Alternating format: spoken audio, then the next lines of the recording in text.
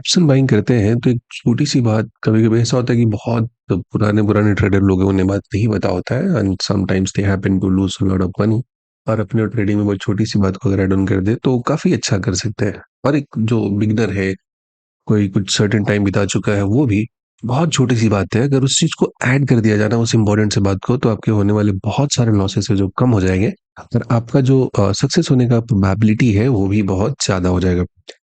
बात क्या है? हम सब जानते हैं ना कि ऑप्शन का जो प्राइस होता है ना, आप जो भी स्ट्रैटेजी बनाते हो, एक बात है, छोटी सी बात है, I keep repeating the same thing again and again again and again again and again कि ऑप्शन आप बाई करते हो, तो आप ऑप्शन बाई करते हो, आपके दिमाग में जितना सारा कुछ बातें आता है वो सारा कुछ जो आप कैलकुलेट करते हो वो स्पॉट देखकर कैलकुलेट करते हो। और बहुत कम टाइम होता है कि टाइम टू एक्सपायरी जो होता है ना, इसको आप कंसीडर करते हो। कुछ जो अब समय के साथ जो लोग मैच्योर हो जाते हैं देन दे अंडरस्टैंड दिस, फिर वो इस टाइम को भी अपने जो कैलकुलेशन वाले पार्ट है उसमें उसको कंसीडर करते हैं और तब जाके एक सही डिसीजन लेते हैं। बट यूजुअली लोग क्या होता है कि कोई भी अमाउंट में क्वांटिटी उठा लिया, कुछ भी कर लिया, देखते देखते पूरे कैपिटल का 50-60% 70% जो लॉसेस हैं वो हो गए। बात को समझना पड़ेगा कि कोई भी ऑप्शन होता है कि when that option approaches to expiry तो उसमें जो मूव आता है ना, आप देखोगे स्पॉट बहुत थोड़ा चला है, ऑप्शन मल्टीफोल्ड हो चुका है वहां पे, तो वो होता है वोलेटिलिटी की वजह से। ऑप्शन में एक बहुत बड़ा फैक्टर वोलेटिलिटी होता है और आप एज अ बायर हो, आप ऑप्शन क्या करते हो, बाय करते हो। ध्यान से समझिएगा, ऑप्शन बायर हो ये आपको जहन में छप जाना चाहिए बात, इसमें कहीं से कोई दिक्कत नहीं होना चाहिए। आप ऑप्शन बायर हो तो आप दरअसल में मार्केट में क्या करते हो, तो आप मार्केट में वोलेटिलिटी जो होता है ना इसे आप बाय करते हो, आप इसे खरीदते हो। You by the volatility. कोई एक सेलर है तो जब उसको हाई वोलेटिलिटी पे जो ऑप्शन का प्रीमियम है जो बहुत ज्यादा हो रखा है then that person will sell, वो उसको बेचेगा, उस ऑप्शन को बेचेगा। और ध्यान रखिएगा कि किसी भी पॉइंट ऑफ टाइम पे आप जो ऑप्शन खरीदते हो उसको कोई ना कोई है जो बेचा है। आप जो भी ऑप्शन आपने लिया है, जो भी ऑप्शन आपने खरीदा है, उस ऑप्शन को किसी न किसी बंदे ने आपके साथ सेल किया है, ये बात आपको समझना पड़ेगा। जब सेल किया है तभी तो आपका यहाँ पे काम बना है, ठीक है। किसी ने सेल किया है तभी तो ऐसा हुआ है, समझ पा रहे हो। अब जब ये सेल किया है तभी आपके साथ ऐसा कुछ हुआ है, तो जो ऑप्शन को सेल किएगा वो बैठ के वेट करेगा ना, प्रीमियम के बढ़ने का इंतजार करने करना करा होगा किसी डायरेक्शन में बायस का। और मेजोरिटी टाइम जो सेल करते हैं वो तो अपना बैठा किसी भी जगह पे और यहाँ पे स्ट्रेडल होता है, इसको बेच दिया और दोनों साइड की तरफ वो धीरे धीरे जो घट रहा है वो खा रहा है। बायर्स के तौर पे आपको बहुत ही स्नाइपर टाइप की बातें यहाँ पे ध्यान में रखनी पड़ती है कि आपने जहां से एंट्री करा है वहां से उसमें मूवमेंट आना चाहिए।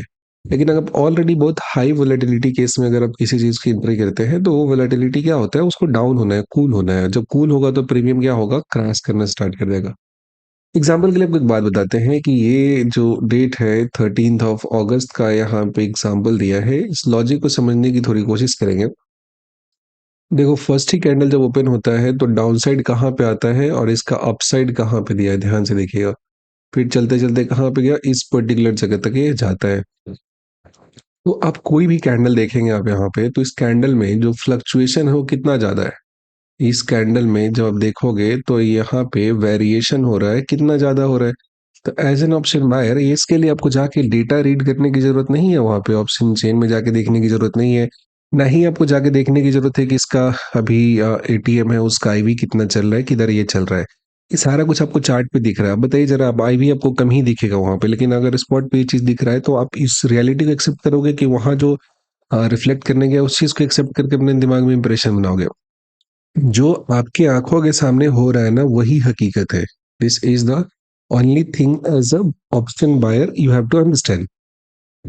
तो आपकी आंखों के सामने जो हो रहा है ना, इस ऑप्शन का जो प्रीमियम है इसमें एक बिग वेरिएशन हो रहा है और यही सच्चाई है, यही हकीकत है। This is the reality. ये आपकी आंखों के सामने हो रहा है, ये आपकी आंखों के सामने हो रहा है जिसको आपको समझना पड़ेगा। तो यहाँ पे क्या हो रहा है कि बहुत बड़ा सा वेरिएशन हो रहा है। This is a big variation happening in front of you. तो ये जो बड़ा सा वेरिएशन यहाँ पे हो रहा है, आपके सामने हो रहा है, इस वेरिएशन में हमें क्या करना है, शांत रहना है, दूर रहना है, अपने आप को बहुत ही सुकून में वहां पे रखे रहना है, ठीक है। हमें इस वाली जगह पे जब इतना बड़ा वेरिएशन दिखे ना ऑप्शन के चार्ट पे, जब दोनों साइड बहुत लंबा लंबा वीक का फॉर्मेशन होने लगे, यानी कि समझ जाइएगा कि प्रीमियम है, इस प्रीमियम में वोलाटिलिटी बहुत ज्यादा है। अब वोलेटिलिटी बहुत ज्यादा है, तो इस समय अगर हम बाई करेंगे तो बाई करेंगे इसमें हमारे लिए बहुत डेंजर है, बिकॉज जो भी चीज होगी that will happen too quick. अगर हम वहां से एग्जिट नहीं मारेंगे तो कहानी हो जाएगी खत्म। समझ में आई बात? तो हमें उस क्विक जो हमारा प्रीमियम में होने वाला वेरिएशन होता है, उससे हमें अपने आप को बचा कर रखना है। सेकेंड पॉइंट एक याद रखिए कि कभी भी किसी भी पॉइंट ऑफ टाइम पे जो मूव होता है, कहीं भी चलना स्टार्ट करता है, तो उस मूव में जो सेकेंड लेग होता है ना, सेकेंड लेग की अगर हम बात करते हैं तो this second leg is always more powerful.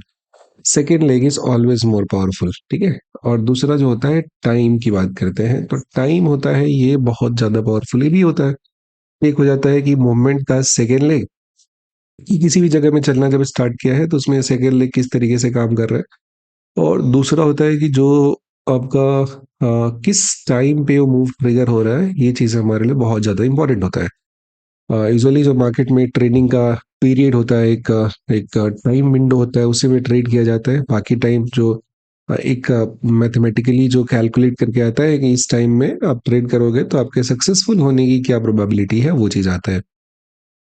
अगर हम इसे देखें तो यहाँ पे जो मॉर्निंग का टाइम होता है और एक हमारा सेकेंड हाफ का टाइम होता है, दैट इज मोर इम्पोर्टेंट। और अब देखोगे तो ये टाइम कितना है, लगभग लगभग दिन के 2 बजे का टाइम हो रहा है।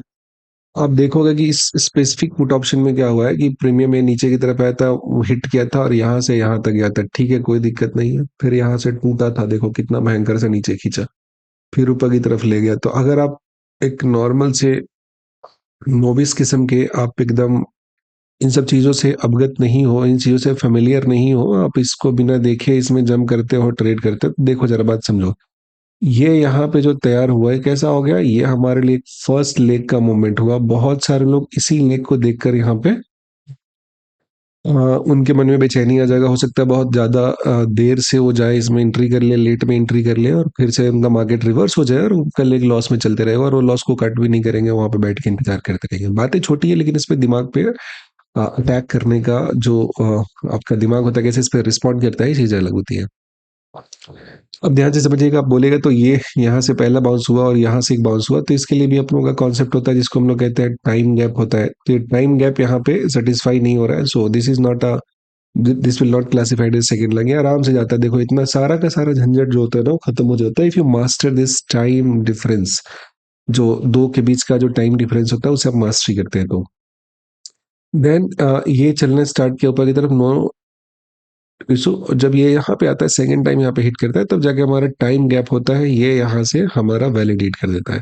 तो इसमें दो दो कंफर्मेशन हो जाता है, लेग के इनिशिएशन पे आ जाता है और फिर टाइम गैप भी सेटिस्फाई करता है। देखोगे यहाँ से चलना स्टार्ट करता है तब तो एक बढ़िया सा मूव आपको यहाँ पे देखने को मिल जाता है।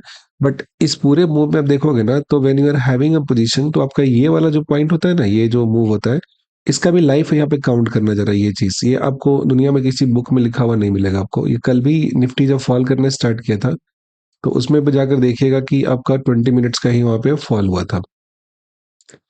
यहाँ पे नीचे से ऊपर चलना जब स्टार्ट किया, ये टाइम देखोगे, ईच कैंडल रिप्रेजेंट्स कितने मिनट का है, 5 मिनट का, तो कितना हो जाता है, 20 मिनट्स हुआ यहाँ पे। This is just 20 minutes move, this is just a 20 minutes move. ये 20 मिनट्स में जाके यहाँ पे क्या हो जाता है, खत्म हो जाता है। 20 मिनट्स में यहाँ पे जाके क्या हो जाता है, स्टॉप हो जाता है। क्लियर है, नो कंफ्यूजन। तो जब ये 20 मिनट्स में यहाँ जाकर क्या हो जाता है, स्टॉप हो जाता है, इसके बाद यहाँ पे अब अगर टाइमली इन चीजों को समझ पाते हो, प्रॉफिट बुक कर पाते हो, तो टेंशन नहीं है। बिकॉज उसके बाद देखिए फिर बहुत ज्यादा नीचे की तरफ आता है। हाँ, 50-60 रुपए ऊपर की तरफ चला है, लेकिन उस चलने में टाइम जो आपका लिया है वो बहुत ज्यादा लिया है। तो दो तीन बातें आपको याद रखनी है। पहला बात तो ये होता है कि जो ट्रेडिंग होता है उसको एक स्पेसिफिक टाइम विंडो में करना चाहिए। दूसरा होता है कि जब आपका ऑप्शन का वेरिएशन है बहुत ज्यादा हो रहा हो प्राइस में, तो हमें उस समय मार्केट से दूर रहना है। उस समय मार्केट में हमें बहुत ज्यादा कुछ ऐसा दिमाग लगाने की जरूरत नहीं है। और तीसरा पॉइंट ये होता है कि ऑप्शन का जो प्रीमियम होता है ना, आपको सही दाम पे एंट्री मिलता है, बट इसके लिए आपके अंदर वो एबिलिटी होना चाहिए कि बैठ के उस सस्ते दाम तक प्राइस के आने का इंतजार कर सके, उसमें आप दौड़े नहीं, भागे नहीं। तो उस केस में क्या होगा कि आप एक अच्छा ट्रेडिंग आप वहां पे कर पाएंगे। समझ पा रहे बात को? आपके अंदर वो एबिलिटी बैठ के इंतजार करने का होना चाहिए, तो आपको बहुत सही प्राइस पे ऑप्शन है वो खरीदने को मिल जाएगा। साथ ही साथ आपका स्टॉप लॉस छोटा हो जाएगा, और साथ ही साथ जब आप हर मूव में सेकेंड अटेम्प्ट का वेट करेंगे, उस केस में जो आपको रिवॉर्ड मिलने वाला है वो रिवॉर्ड बहुत बड़ा होगा एज कंपेयर टू जो आप रिस्क वहां पे उठाएंगे। बाकी इस वीडियो को देखकर अगर थोड़ा बहुत कुछ सीखने को मिला होगा तो कमेंट में लिखकर बताइएगा, और यहाँ तक देखने के लिए आपका बहुत बहुत धन्यवाद।